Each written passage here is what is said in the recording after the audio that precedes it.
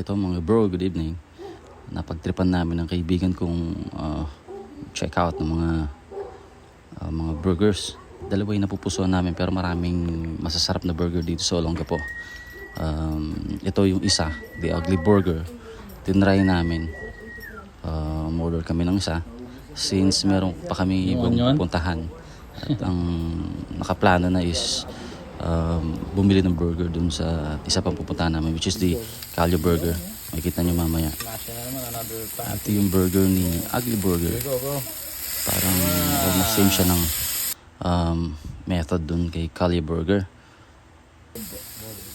Tapos eto na, pinaslice namin sa gitna, so naghati kami ng tropa. Sayang, bestseller po namin ang fried onion. Dito bestseller daw nila yung merong onion. Habang ginigrill yung patty. Kaso wala silang available kasi sarado na sila. Maaga sila nagsasara dito 7:30 in the evening. So yung first bite ko, panalo. Yes. At ito yung mga prices nila. Oh.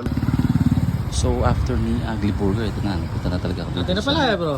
Destination namin. Asyan, may katama yan. Which is dito rin kami bibili ng mas marami kasi favorite na nila Commander to. So magte-take out na rin kami dito para sa kanila. Ano ba yan? Ito, matagal na kami bumibili din. Kaya alam na alam namin lasa na napakasarap. Panalo.